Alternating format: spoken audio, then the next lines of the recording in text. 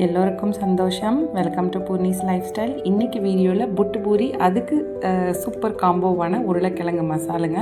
இந்த மாதிரி நீங்கள் ட்ரை பண்ணி பாருங்கள். ஒவ்வொரு பூரியுமே நல்ல புஷு புஷுனே வருங்க. அதுக்கு ஃபஸ்ட்டு நம்ம மசால் கொஞ்சம் ஸ்பெஷலாக பண்ண போகிறோம். உருளைக்கிழங்கு உங்களுக்கு தேவையான அளவு வேக வச்சுக்கோங்க.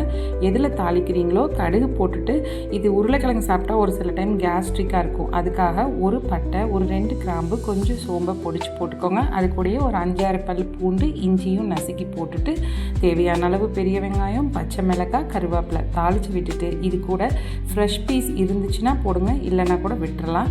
அது கொஞ்சமாக சேர்த்துக்கோங்க. ஒரு தக்காளி ப்ளஸ் மஞ்சத்தூள், உப்பு நல்லா வதக்கி வேக வச்சு மசிச்ச உருளைக்கிழங்கை சேர்த்து நல்லா மிக்ஸ் பண்ணி கொடுத்துருங்க.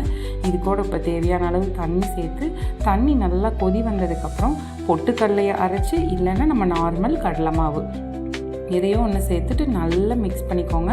கொஞ்சம் லிக்விடாக இருக்கணும், ஏன்னா நம்ம கடலை மாவு சேர்த்துனதுனால கெட்டியாகும். சேர்த்து இந்த மாதிரி கொதிச்சதுக்கப்புறம் மல்லி இலை தூவி இறக்கிட்டிங்கன்னா சூப்பரான மசாலுங்க. இது பூரிக்கும் நல்லாயிருக்கும், தோசைக்கும் சூப்பராக இருக்குங்க.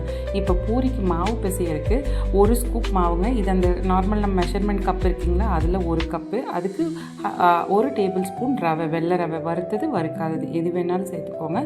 உப்பு, சர்க்கரை கொஞ்சம் போட்டு நல்லா மிக்ஸ் பண்ணிவிட்டு தண்ணி சேர்த்து பிசைஞ்சிக்கோங்க. இதுக்கு சப்பாத்திக்கு மாதிரி இல்லாமல் கொஞ்சம் மாவை கெட்டியாக பிசையணுங்க. ரொம்ப சாஃப்டாக இருக்கக்கூடாது. ரொம்ப லூஸாக இருந்தால் ரொம்ப பூரி எண்ணெய் குடிக்க ஆரம்பிச்சிடும். இந்த மாதிரி பிசைஞ்சு குட்டி குட்டி உருண்டையாக உருட்டி, மாவில் தேய்க்கிறத விட எண்ணெய் லைட்டாக ஒரு கொஞ்சமாக போட்டு தேய்ச்சிக்கோங்க.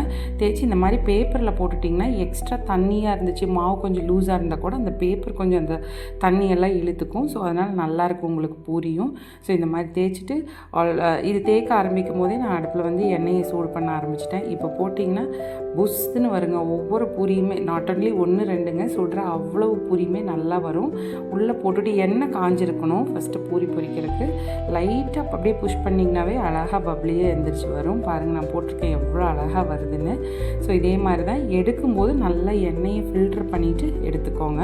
ஸோ நான் இப்போ இதில் காமிச்ச மாதிரியே நீங்களும் மெஷர்மெண்ட்டில் ட்ரை பண்ணி பாருங்கள். நான் சும்மா சொல்லலை, நான் காமிச்சதுக்கு போட்டு எடுத்த எல்லா பூரியுமே இதே மாதிரி தான் இருந்துச்சு. ஒன்று கூட கீழே தக்கையாவோ அந்த மாதிரிலாம் போகலை, இதே மாதிரி தான் இருந்துச்சு. மறக்காமல் இதே மெஷர்மெண்ட்டில் நீங்களும் ட்ரை பண்ணுங்கள்.